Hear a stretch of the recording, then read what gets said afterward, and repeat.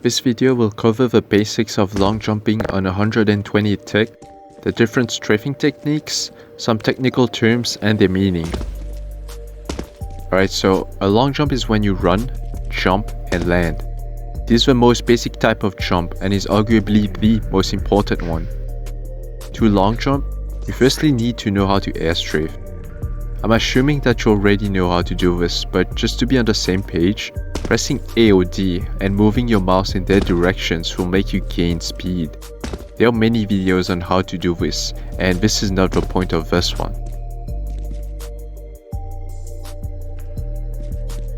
Distance in the game is the displacement between the point where you jump and land.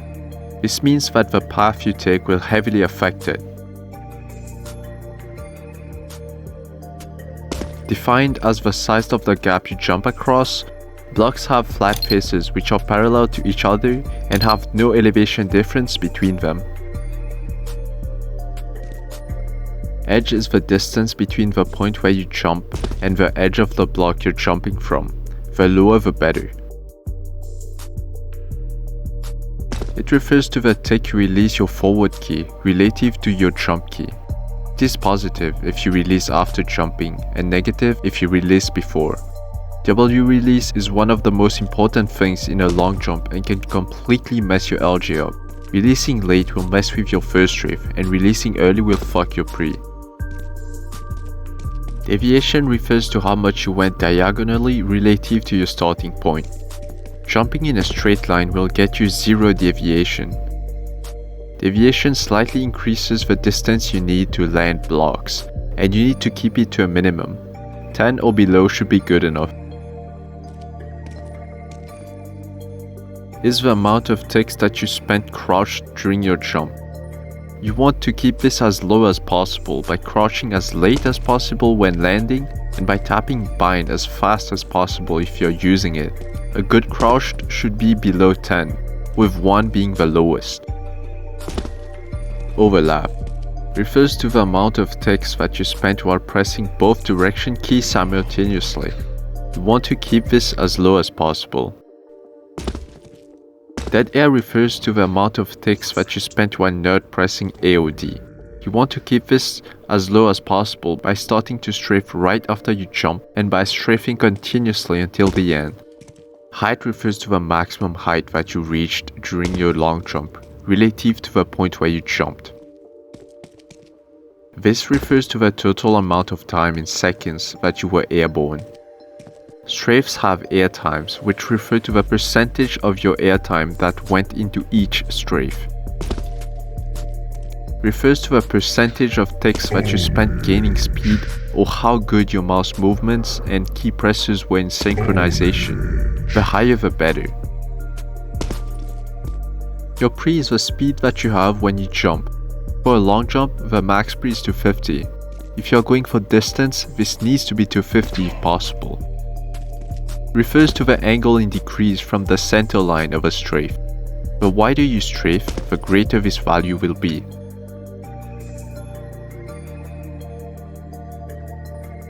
Strafing in VNL is harder due to a dead period of time during any jump. Near the start of any jump, your air acceleration is much lower than during the rest of it. This makes gaining speed during this time very hard and requires you to adjust. This was put in place to prevent players from doing 360 peaks around corners.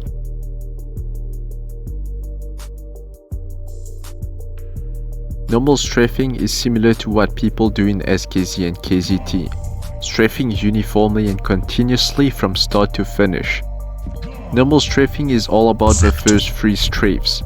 A good normal strafed long jump should have the first 3 strafes with specific air times and widths. The ideal normal strafe would look something like this.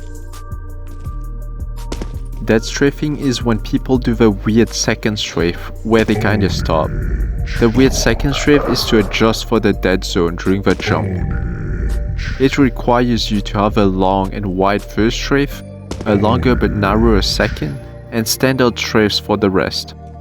Dead strafing is one of the best ways to strafe in VNL due to how air acceleration works, where the first part of your jump has less air acceleration, meaning that it is harder to gain speed. The ideal dead strafe would look something like this. Binding in VNL refers to using the crouch jump bind, also known as the LJ bind. Crouch jumping gives you an additional 1.2 units of height, making you travel further. LJ binds usually include minus forward and give you perfect W release.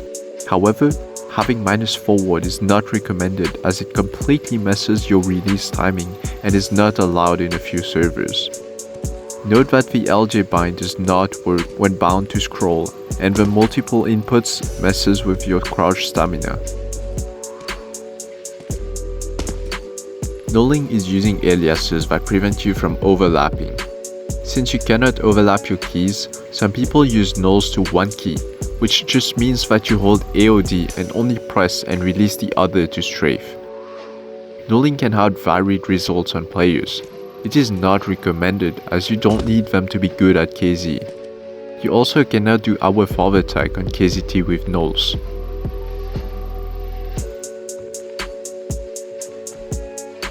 However, if you still want to use nulls and become the player you always wanted to be, there are tutorials on YouTube. To long jump, you want to run and get as much pre as possible. Once you reach that pre, jump and release your forward key at the same time and start strafing. There are two main styles of strafing in VNL: normal strafes and dead strafes. Each has their own ups and downs, but dead strafing seems to be better according to the community. It is very important to release forward at the right time and to not press the bind for too long if you're using it, as it will make you crouch during your first strafe, which is arguably the most important one. To land a long jump block, your edge minus the distance of your LJ must be higher than the block gap. This is why edge is very important. Maps like Nassau and Baxter have good long jump rooms. Typing this bug in most GoKZ servers will enable the setting. Strafe stats will enable printing of this bug stats in your console. This bug does everything like GoKZ's stat registration system but better. Gives you additional info such as strafe efficiency, and will also print stats even when GoKZ does not register one. JS is similar to this bug, but it gives you stats regardless of any movement that you make when landing or get teleported. Most of the time, it will give you inaccurate stats, especially for drops and uneven surfaces. This setting should not be used when you're trying to stat. While JS is active, your stats will not have tiers and will not register as PB. JS will always try to print a stat no matter what, and it will give you useful information such as your edge when you fail a stat or when you walk off the edge. To turn this bug, strafe stats, and JS off, type the command again.